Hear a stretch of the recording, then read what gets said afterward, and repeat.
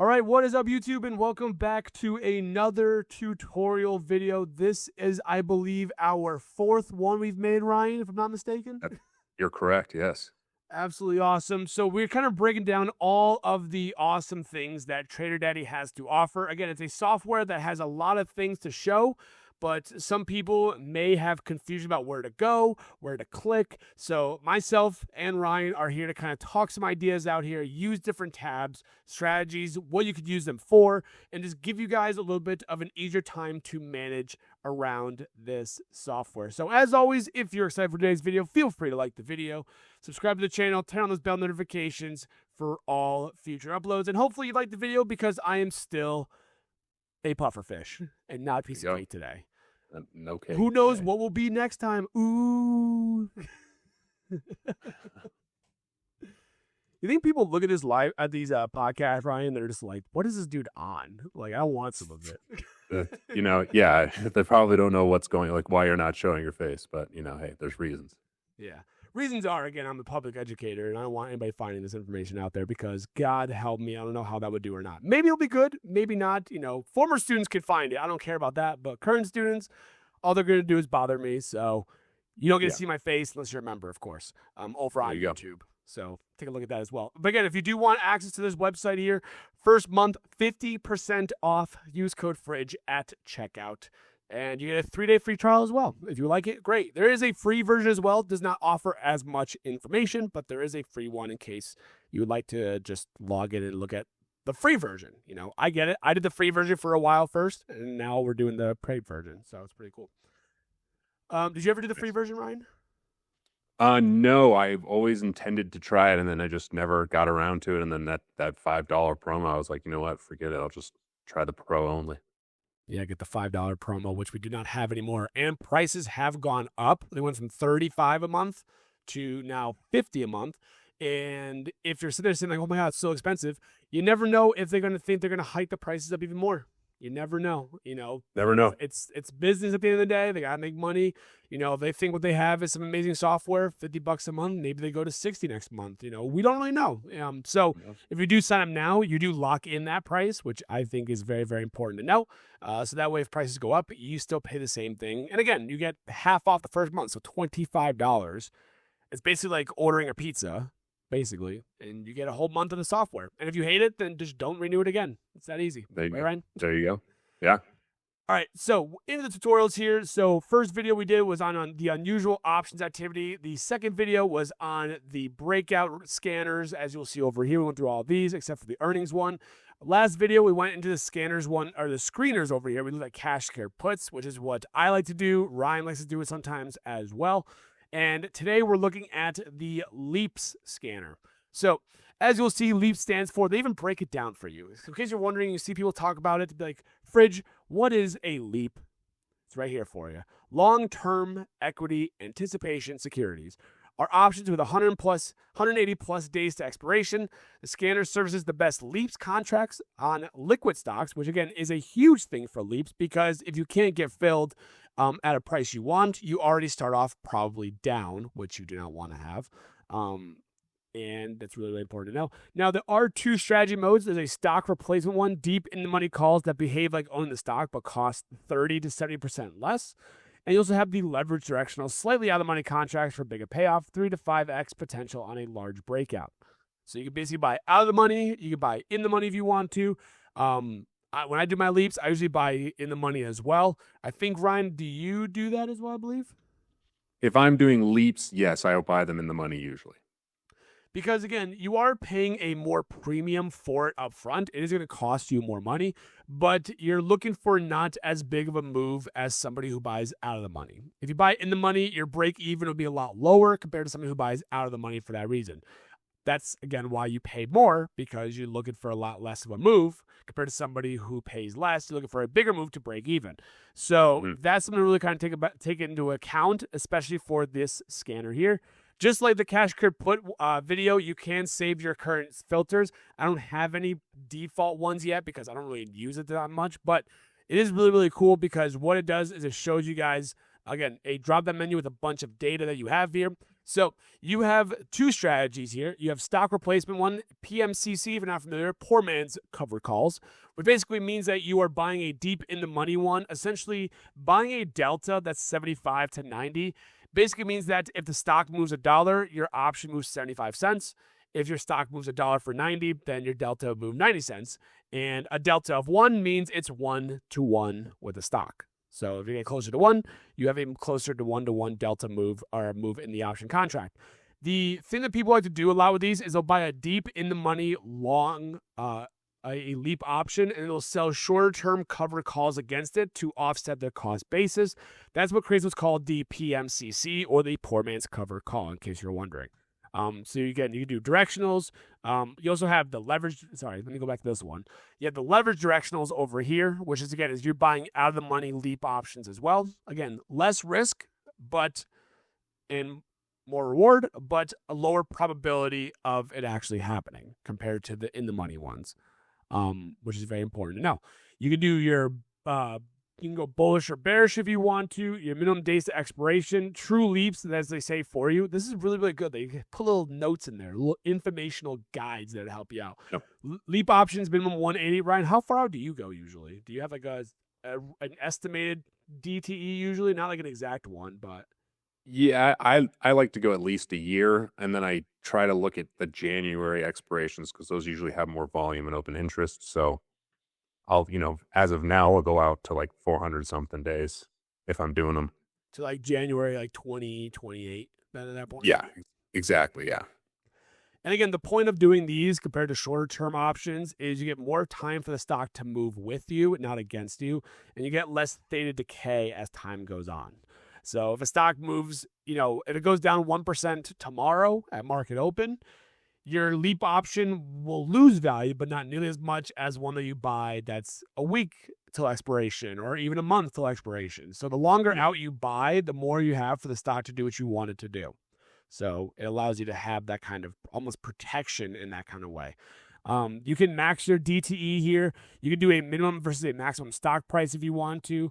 Open interest, which is very, very important because, again, you want to have some liquidity there because, again, you might not get filled at what you want if you don't have a lot of liquidity there. Now, Ryan is more of the guy on extrinsic value here. So it says that this one says that the maximum intrinsic value percent is 0.2, which means that you're looking at 20% as a maximum extrinsic value. Do you know kind of what the reasoning is to that, or this is the default one? I don't know if you know that or not, but why? I never think of it in percentage. I just, I think I'd have to do the math on what, if you buy a 70 delta call, what's that extrinsic value roughly going to be? Obviously the lower it is, the more you're in the money, that's all that really is, in my opinion. And then it just depends on the IV of the stock too, right? It's going to affect it. Right. They have a little note down here where it says that if it's lower, you have more intrinsic value and it's safer for stock replacement, is what it kind of really says. So the lower the extrinsic value, the more intrinsic value there is, which means that it's almost closer to stock replacement, as in like almost like buying 100 shares, but not exactly, right? Yeah, similarly, right? Yeah, very similar. It's if you're buying intrinsic value, and time, you're giving yourself time to be right, and you don't have to be 100% correct either, right? I mean, it can go up slowly and you still make money. Right. So I mean, we'll leave these as the default filter. I'm not going to touch anything just now, but we'll kind of. Yeah. Did you want anything else to add to that? I don't know. Well, just when you run it, you might want to change it to PMCC if you have max extrinsic. I would imagine that's not going to. Yeah, and also bullish probably. Yeah. Also, yeah. I'm guessing people buy leaps that are puts, right? I'm guessing. People do. A lot of people I've heard who talk about them is kind of like they don't really do it because you're sort of fighting against the directional bias of the market long term. So it's much easier to buy calls. You're going to be more successful. Right. Unless you find something that, look at Adobe. If you bought leaps puts on Adobe, you'd be doing very well right now. Right. Yeah, that's definitely true. Maybe leap puts on SpaceX because the lockup periods start to kind of, come out over time, maybe. I don't know. Yeah, there you go. Because, their valuation is like super insane for how much money they don't bring in profitability wise. So, maybe people are going to buy some lead put options on SpaceX, for example, because the lockup periods are slowly going to start to unlock for shareholders, and that might create some, liquidity that could have a big move on the stock. Maybe, I don't know. I'm just thinking outside the box a little bit for that one. But everything else, I think, you have RSIs if you want to. Again, looking at minimum RSI to maximum ones. This is your oversold and overbought ones. Results, I guess we could leave it at 20 if we want to. You can change it to whatever you want. Yeah. Up to you. But let's run the screen here and see what happens. Again, I don't do much of this, but I believe it does tell you the trade strategy idea. Again, not financial advice. Do it yourself. But it does give you some pretty interesting ideas. So, for example, they have AMDL. Right now it's at $71.82.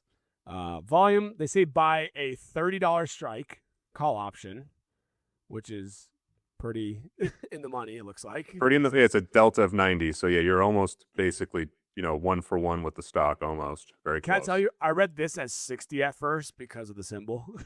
I was like, there's no way the delta is 60 for this. Yeah. It's the delta symbol, yeah. Yeah, I'm used to the triangle. I'm not used to this one. So you've got this one expiring in January of next year that Graham was talking about.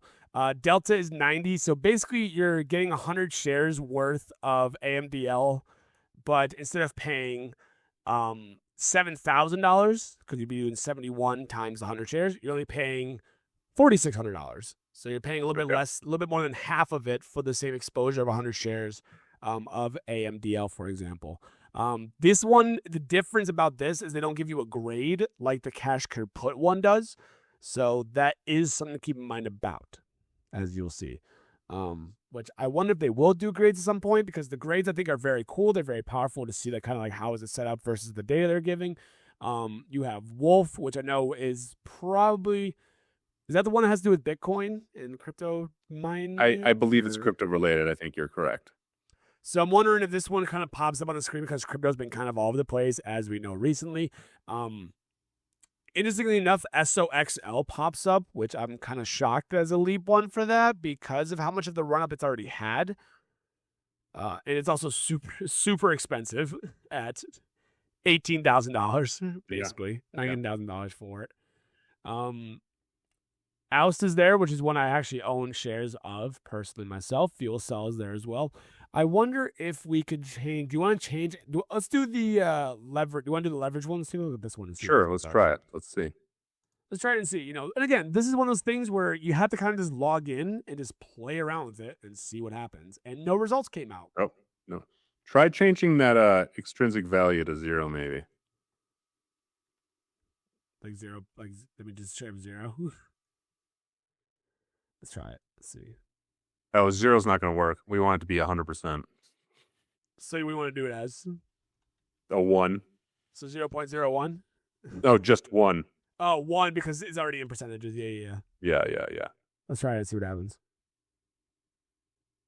That's my guess, but I could be wrong. Oh, yeah, there we go. Results. Look at that. We got 4 results there. FLNC, UMAC, which I know was a big one recently as well for people, and Oust is there again. Yes. That one pops up twice, which is interesting. Scores seem like they're pretty low. I don't know what the scores are out of. Does it say it anywhere on here? Maybe we add top, that. maybe. Ranks delta efficiency minus theta bleed. Okay. I wonder what the range is, though. That I do not know. That's okay. Maybe Trading with Art is watching this. Wink, wink. And then, you want to add that in there. Feel free. Yeah, there you go. Or Michael. Or Michael, of course. Or Michael. Love Michael. So that's pretty cool. I mean, so you can see, you can put on these numbers as much as you want to. I don't know if maybe the average volume might be also kind of 250,000, but I'm wondering if that's got to be share volume, right? I would hope, and not option volume. That's a good question. I would guess with 250,000. Yeah. Does it say anything on here? Not really about that. So that's cool, but it's all good. No matter. Also, open interest can definitely make a huge impact as well if you're filtering out that one, right? It does say minimum 30-day average daily volume for the underlying, so it's got to be the stock. Yeah. So maybe we do this one. Maybe we change open interest like 100 maybe. Because you can even buy leap options with that. Obviously, liquidity may not be, as impactful or as many options. So now we have 13 here. Wolf shows up again. You have AMDL. SOXL is still there. The Lord. The UMAC one is in there. MRAM is up there. AEHR. So you take a look and see it again. What it does is it tells you expiration, the deltas, the what it's going to cost you about per share. Again, times it by 100, of course. Base expiration and the score that will go with it, which I think is very, very powerful. This one is a 2-year leap option here in the money, so which is pretty good as well. And again, what you could do from here is if you do use a screener, you could then, once you have, your leap option bought, you can then start selling covered calls in the short term to kind of pay it down a little bit if you want to. Worst case scenario is you want to sell a shorter term call option above the strike you buy at, because that way if it gets exercised, for example, then you make money on it. So like if, for example, you're doing AMDL at a strike of 30, you want to sell a shorter term call option at like 33, 34, not 25. That wouldn't make any sense because you're basically guaranteeing a loss by selling your leap option for under the strike you're looking for. So that's something to kind of think about if you want to. It's the poor man's cover call version of it. I don't know if there's anything else to really take a look at here. It's a little bit of a shorter video here. Ryan, was there anything that pops out to you and that stands out to you for the leap ones? I don't really do much with it, but it is a pretty cool thing you can look into and play around with if you're someone who likes to just buy contracts and get the leverage without holding the shares themselves. Yeah. I think definitely, even if you go out of the money, leaps are great for stock replacement in general, just to, not buying the shares and way less money as they stated. What happens if you click on one of the options, one of the results? So you can't really click on these themselves. You can click on the stock itself, and that's about it. It'll pull you to the stock. Okay, and it's the same little pop-up as before? Yeah, so you'll be able to see, well, obviously not for this one. Woo, does it work for this one? Yeah, okay. So some stocks is easier to pull than the other ones are, but yeah, so pop with you're looking at your numbers here, your EMAs, your SMAs, ceiling, floor, all that kind of stuff. Yeah. And you can pop it out more over here if you want to look at more data behind it, of course. Gotcha. No, that's cool. So I mean, it's another thing you can look at, adding to your tool belt of trading here. Again, I haven't done much with it right now. I'll have to do more with it on my own time to kind of play on it a little bit. But there's a how to use thing here as well as we go into more and more of these tutorials here. They have a lot of how-tos. They also have videos as well. And now you have these videos to take a look at. And as I become hopefully more confident in the software here, then hopefully I'll be able to bring you guys some more, setups. It's what I like to look for, and my logic to things is. But that honestly is about it. A little bit of a shorter tutorial here video, which is totally fine. Some of these videos will be shorter than other ones. Oh, dude, this is what I was talking about, by the way. There it is. This is your... Gotcha. This is a little bonus thing for people because Ryan was like, what does this mean, the first video? And I was like, I don't know. Here we go. So it tells you that, it's like a bullish market compared to, bearish market. And so this is what I was talking about by saying momentum on selling. And that's what I was talking to you about beforehand. So. Okay. Nice. Pretty cool random stuff there as well. You get a little bit of an extra feature for that one for staying this long in this video. Yeah, very cool. Yeah. So thank you guys so much for watching today's video. As always, we always appreciate Ryan coming on by here. And again, if you want to take a look at Ryan's information, take a look at his Substack as per usual. If you've been watching the other ones, you already know what it is. I don't have to say it over and over again. But if you're brand new, Ryan, what's your Substack? My full name, which you can see on my video there, .substack.com. There you go. So type it into Substack. You'll be able to find it. A lot of really good quality, free information there. Again, if you want to have access to the premium version of this website, the software here, go to TraderDaddy.pro. Discount code FRIDGE at checkout gets you 50% off for the first month. And if you hate it, I get it. Hopefully you love it because I think I'm going to be using this for a long, long time, for months to come, years to come. And hopefully I'll be able to make some really good money on this one here. Again, if you made the funny video, make sure you like it, subscribe to the channel, turn on those notifications for all future uploads.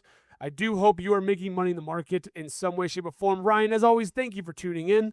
And we will see you guys, as always, in the next tutorial.